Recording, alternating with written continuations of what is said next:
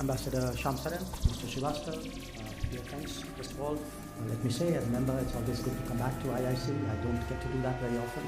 So quite apart from the chance to talk to you, as I said, it's always good to be back. The Modi government completed 9 years in office at the end of May. And I was discussing with Ambassador Shamsaran that this is a time when actually we as ministers are going around the country familiarizing people with what has been the progress over the last 9 years. And in fact, my own particular responsibility is to do that in 4 constituencies of Delhi, which I've done 3.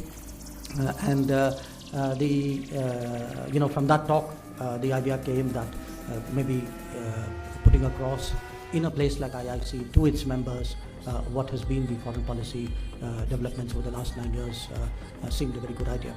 So thank you, sir, for inviting me, and thank you all for turning up and giving my remarks the attention. What I thought was, in terms of achievements, I tried, since it was 9 years, to think of 9 big things which had happened. So let me start really by listing out and explaining really what I feel are the 9 big achievements of the last 9 years. The first achievement, I think, has been our ability to play effectively on the global stage, and on the global stage with the big powers. Now, at best of times, that's a challenging task, but do bear in mind that in these 9 years, we've had 2.5 years of COVID. We've had about 1.5 years of a conflict in Ukraine. We've had a whole host of economic challenges for a variety of reasons. So even otherwise, playing on the big stage, on the global stage, would have been quite a formidable challenge. I think to do it with all these factors in mind, I think was particularly complicated. And my sense is, and I advance our recent visit to Washington as a proof, my sense is that we have actually managed to do that quite well. We have managed to do that, one, of course, keeping in mind all these factors of turbulence that I spoke about, but also keeping in mind that it's today a very polarized world. So if one looks at not just the COVID and its impact and the conflict and its impact, but also great power competition and how that makes straddling the global stage so much more challenging than it would.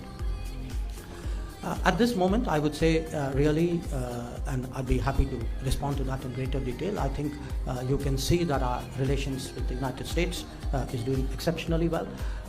We, I think, have really had the most productive prime ministerial visit in our history. If you look at the outcomes, one part of it is, yes, it's a state visit, yes, it's the first time an Indian Prime Minister has addressed US Congress twice, but put all that aside, if one just looks at the solid outcomes for the visit and at the level of cooperation today in different domains, in business, in the defense, in even in civil society, in terms of the flow of people, the areas like space, the scientific projects. I mean, there's really a long list here of practical achievements. And again, as someone who actually was with Ambassador Shamsaran in 2005, when I look back at these 18 years, I think we were earlier in a stage where we were trying really to address the obstacles of the relationship.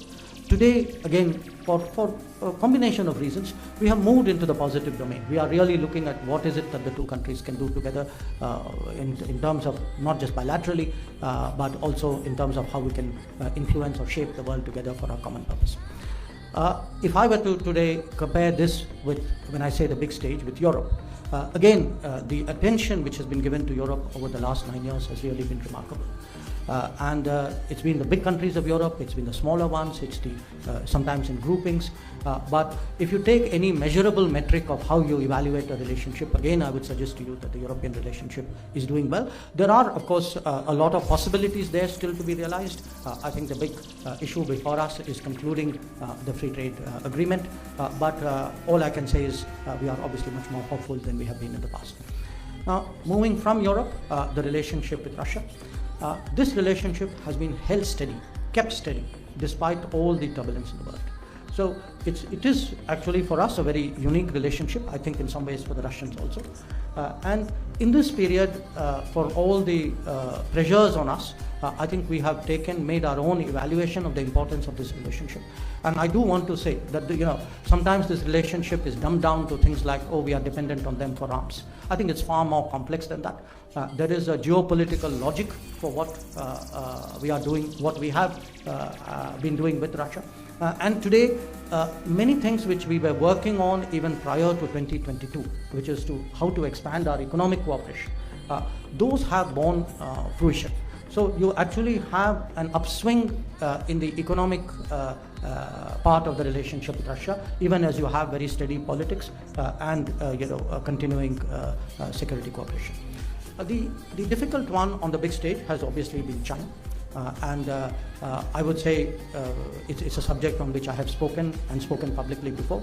At the end of the day, for us, we recognize it's a neighbor, it's a big neighbor, today a very significant economy and significant power. But at the end of the day, any relationship has to be based on a high degree of mutuality.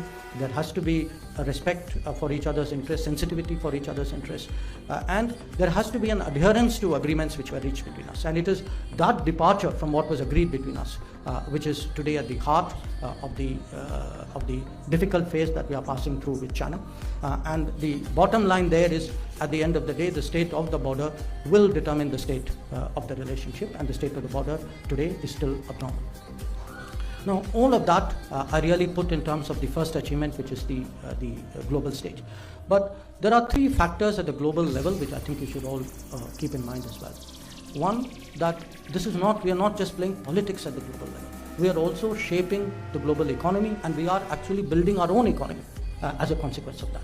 And that building of the Indian economy today has to factor in the opportunities that arise from competitive geopolitics. That if you look at global companies today, a lot of global companies are making choices which are through a geopolitical lens, and that today gives us possibilities which may not have existed earlier. The second is that particularly after COVID, there is a search in the world for more reliable supply chains, more resilient supply chains, more redundant supply chains. There is discomfort with relying on a single geography, what you call economic over-concentration, and here too there are opportunities. And in the digital domain, there is a growing concern about transparency and trust. So where your data lives, where your data is harvested, where your data is processed, all of these matter. So if you look at the digital world, at the supply chain world, at the larger investment patterns which are today being influenced by geopolitics, that too is part of the big stage. And some of that I think you could see as an influence over the outcomes which we got during the Prime Minister's visit. Now, and of course, from our side, we made it significantly better for ourselves by improving the business climate in this country, by building the infrastructure, etc. But that's something I will talk about later. The second change is in regard to the neighborhood. And you saw that actually on the first day that Narendra Modi became Prime Minister. The idea of inviting all the leaders of our neighborhood to the oath taking itself was a divergence from our political traditions, certainly from the way the neighborhood saw itself and saw us, and how we saw the neighborhood. Now, over these 9 years, we have pursued relentlessly what we call the neighborhood first policy. The neighborhood first policy essentially means that we look at our neighbors, there are some exceptions, we look at our neighbors and we consciously take a generous, non-reciprocal, long-term view of building relations with them. And that means that if it is necessary for us to invest in greater connectivity, in greater flows between us, in making investments in their economy, we should be prepared to do that, because at our stage of growth, it is absolutely vital that we have a benign neighborhood. And a benign neighborhood doesn't happen by itself. It happens when the largest country in a neighborhood invests in the rest of the neighborhood, and that is essentially what we have tried to do. Now, if you look at the record of the last 9 years, even if I say so myself, I would say it is actually quite an impressive record in terms of project delivery in the neighborhood. So, if you take a country like Nepal, the power generation in Nepal, the power flows from Nepal. If you look at Bangladesh, in fact, even Nepal, the supply of fuel from India to them, the facilities today at the border checkpoints, the roads between us, the railway movement between us. So, almost every aspect of connectivity and people-to-people movement and economic interaction between us. That has undergone a dramatic change. And it's very interesting that over this period, as frankly we had expected, today we are less and less seen as, in terms of, I would say we are less and less pulled into the politics of our neighbors. That we are seen today as a permanent stabilizing factor in our neighborhood, who have the ability across political divides to get along with all parties and all governments. And that's exactly the kind of neighborhood we are trying to create. We've had 2 stress tests in the neighborhood, one on COVID, where we proactively moved to provide vaccines and even economic assistance. And secondly, in the case of Sri Lanka, they had a particularly serious financial crisis. And if you look at the speed and scale at which we gave financial support to Sri Lanka, we have never done anything like that ever in our history. So where the neighborhood is concerned, I would therefore assert to you with a fair degree of confidence that neighborhood first policy has worked. It has built the kind of relationships and goodwill that we would like in the neighborhood. In many ways, it has also been advantageous both for our neighbors and for us. Our mutual economic exchanges have actually gone up significantly in this period. So that's the kind of report card I would present to you in the neighborhood. Just as China was an exception on the big stage, I would say Pakistan obviously is the exception when it comes to the neighborhood. Again, it needs very little explanation. The fact is that we cannot allow terrorism to be normalized. We cannot allow that to become the basis for getting us into discussions with Pakistan. So I don't think, to me it's a fairly common sense proposition. In fact, if anything, I'm still a little perplexed by why we had not arrived at this position earlier. But we have arrived at it now. And the issue really is that until there is departure from and I would say an abrogation of this policy of cross-border terrorism, clearly it is not possible to have the normal relationship with that particular neighbor.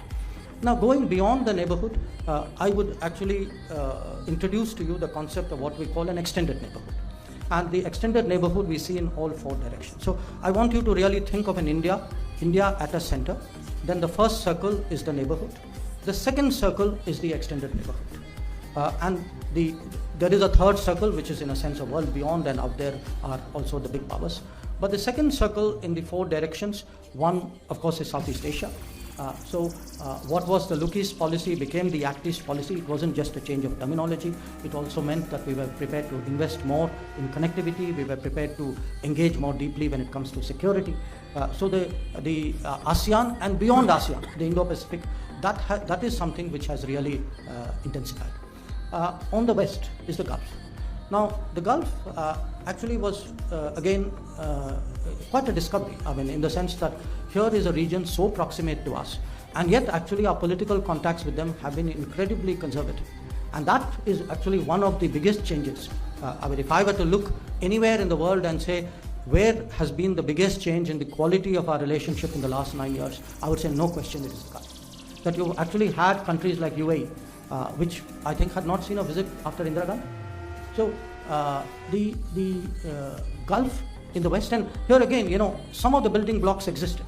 There was a diaspora there was an energy relationship, but there was the political closeness today, the strategic relationship that we have with them today, our ability to work with them in their own region and in the circle beyond, all of that has really been the advancement over the last decade. The third direction is southwards, which is what we call the Sagar policy, which is to take really an integrated view of the ocean space. That don't look at it just as Sri Lanka and Maldives or as countries, or really as some kind of larger multilateral space. So we have tried from, I would say, Madagascar till the Philippines, to try to envisage them really as an integrated theater with an integrated policy, and to treat it as a neighborhood. Because in diplomacy, I mean, when we use the word extended neighborhood, there were 2 reasons for it. One, if you look at historical India, this was our neighborhood. Now, after 1947, we ceased to think of it as a neighborhood. So in one way, you could say we were reclaiming history. But there was the other part. When you, in our own system, if you tell people it is the neighborhood, they attach a certain primacy to it. They give it an attention and resources, which they would not if they didn't have that same concept. And the fourth is, of course, northwards towards Central Asia. That is the most recent of the four that we are trying to deal with in an integrated fashion. And here too, when I talk of neighborhoods, our group interaction, our bilateral interaction, at different levels, the Prime Minister, the Foreign Minister, the Defense Minister, the Trade Minister. So everybody is wired into their counterparts, and the entire system, in a sense, is working these neighborhoods.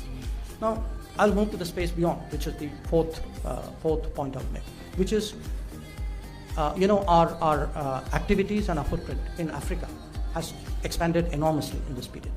Out of the 25 odd embassies we have opened in the last 9 years, 18 of them are in Africa.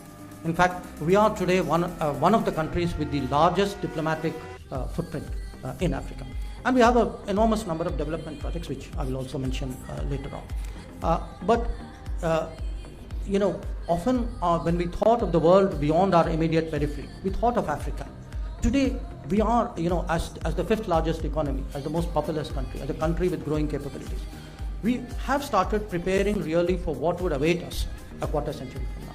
So what we are doing is not meant for this term or for the next term or even for this decade. We are trying to think 25 years from now, what Prime Minister calls Amrit Kal, and ask ourselves, where are we likely to be in 2047 and what should we be doing now to prepare for it? And certainly in terms of foreign policy, what we need to prepare there is the basis for a global footprint. And a global footprint means being present in Latin America, being present in the Caribbean, being present in Central America, engaging with the Pacific Islands, doing something in Mongolia, going to Norway. So how do you actually, set up shop, make yourself visible, do things so that the rest of the world engages? That has been actually the sort of the bigger strategy towards the rest of the world.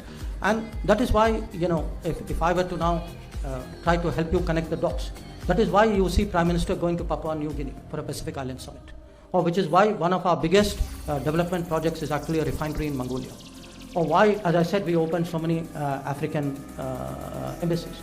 Or if you look today at our trade with Latin America, it is close to $50 billion a year. And in this, it's not just the government. We are also, we see business moving. We see, different aspects, different, I even see academics, I see professionals. So there's a kind of a spreading out of India that we are encouraging, we are facilitating, we are guiding. And we hope that in due course becomes really the foundation for a global footprint. The fifth point I would make is security. Now, security, there's the obvious security. You would, when I say security over the last 9 years, you would say, okay, he will start with Uri and Balakot. Yes, I will. But I move on.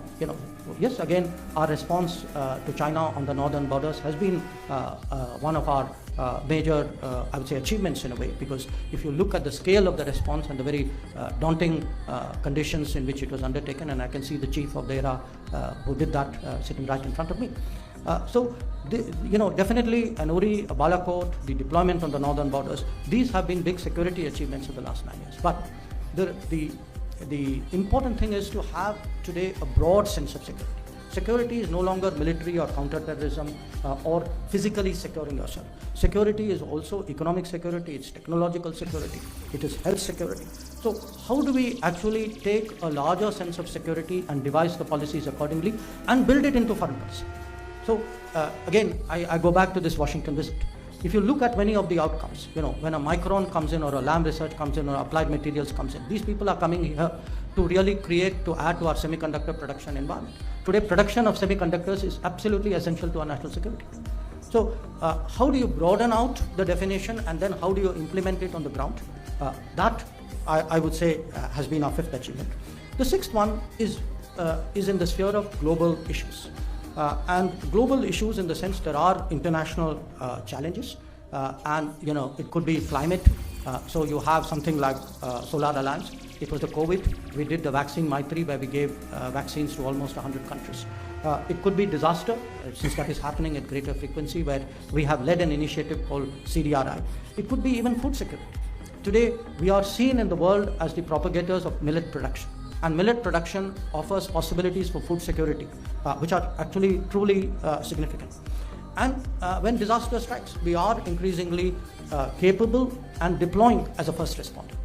Now we did much of that initially in our immediate neighborhood, but if you saw the earthquake in Turkey, we were among the early countries to go in there, and what we did there was really quite impressive. So that too is part of what has changed in the last 9 years. The next point is, of course, our people abroad. And our people abroad, because we have more and more Indians abroad and people of Indian origin abroad. It could be, the diaspora in terms of people who have settled there. It could be students. There are today 1 million Indians who study abroad. It could be seafarers and crew members. You'd be amazed how many hundreds of thousands of them today work abroad. So how do you secure Indians abroad? This is today, I would say, a very important objective of Indian foreign policy, much more than it has been, partly because there are many more Indians abroad, but partly I think also because you have a government and a prime minister for whom these people are very high in his consciousness. So, when you think back of a Madison Square Garden event, or if you look at any other recent visit, when Prime Minister goes out there to communicate with the Indian community and people of Indian origin, this is not just a feel-good exercise. There is an underlying message. The underlying message is that we are there for you, and we are there for you in very, very practical ways. And in the last 9 years, we've actually had to demonstrate that repeatedly. We demonstrated it recently in Sudan, in Operation Kaveri, or in Ukraine, in Operation Ganga. In fact, if you look at the last 9 years, almost every year, we've had one or the other occasion to do some significant operation abroad. But we are also trying to create a systemic basis for it, which is have the financial resources for it, have a standing force which is able to move quickly, have SOPs within the civil military system. I mean, when Kaveri, for example, happened, I was actually in Africa at that time. Within the first 24 hours, the first ships moved, the first aircraft moved, the first set of foreign service officers moved. So everybody actually today is geared today to respond to contingencies outside. Associated with it, of course, when we think of people going abroad, is something which also affects people who stay at home but who do visit abroad, and that is the passports. So again, if you look at, in terms of practical achievements, 9 years ago, we had less than 100 places where people could go to apply for passports. Today we have more than 500. If you, again, which I don't wish happen to anybody, were to lose your passport or to misplace it. Today somebody would go to an embassy who will check the database and replace your passport. So if you look in terms of the rate at which our passport, in fact in these 9 years, our passport issuers have almost doubled. So, and that's part of the reason why you have more Indians going abroad, because we approach the world today as a global workplace. That for us, facilitating people studying, people working, people serving, and looking after them at times of trouble, this is something which is very, very central to our foreign policy. Then I would, of course, like to mention the cultural aspects of what we have done, the narrative building which we have done. I think the International Day of Yoga and the propagation of Ayurveda would be 2 examples. But I think there's a larger narrative also which we are trying to shape, really a narrative of a civilization, of our history, of our traditions, of making the world understand that, cultural rebalancing is as important as economic and political rebalancing. That, somewhere we should not be conducting world affairs on the terms of other people. But how do we gain respect and be treated in that sense as an equal stakeholder? That is the 8th achievement. And finally, I would say, with all due humility, that there is something today like an Indian model or an Indian experience, which today we are trying to share with the world. And a lot of our projects, we have today roughly done projects in 78 countries in the world. So there are less than 200 countries in the world, 195, 96, depending on how you count them. So 1/3 of the countries of the world actually have today hosted an Indian project. And there are more than 600 projects that we've done across the world. And many of these projects are actually experience sharing. That when they see, what we have done, one of course is the project itself. The other is what, the replication or the extrapolations from that project. So these 9 achievements, to my mind, have really been the record of the last 9 years. We have tried to pull all these strands together in the manner in which we are now, I would say, celebrating the G20.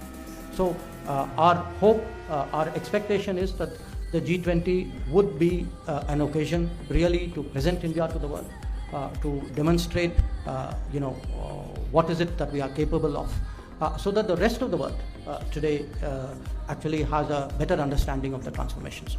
I'll just take a few minutes more and come to another point, which is I have spelled out for you what I believe are the big changes, the 9 big changes in the last 9 years. Now you could ask me, okay, so what has changed? Why is it that a lot of this has happened? Why didn't it happen at the same pace or in the same way or before? And I do think that there is actually today a change of outlook, in the leadership, in the government, I would say even in the country.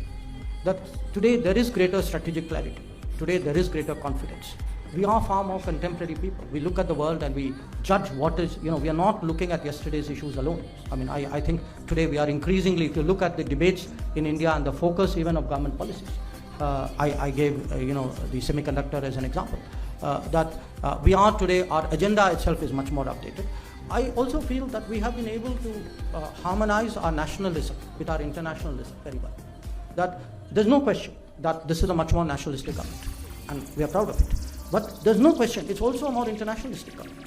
That if you, as I travel out in the world, for me, nothing has generated greater goodwill than what we did during COVID. The vaccine Maitri. I mean, there are people who literally, who become emotional talking about it. So the fact that we could be nationalistic and internationalist at the same time, contemporary and yet proud of our traditions and our history at the same time, that we have had strategic clarity and the confidence to act on it. I think the fact that we are today, in a sense, very, I would say, people-centric in a way, that we respond to the needs of society, the popular needs of society, I think that has helped. But most of all, I think today people do see us as a source of ideas, as a shaper of debates, and they see what I would honestly say is a more authentic India. That when they look at somebody like Narendra Modi, to them, this man actually speaks for India. He exudes India in many ways, and I think that has had a big impact as well on the international community. So these were some of the thoughts which I thought I would share with you, and I'd be very happy to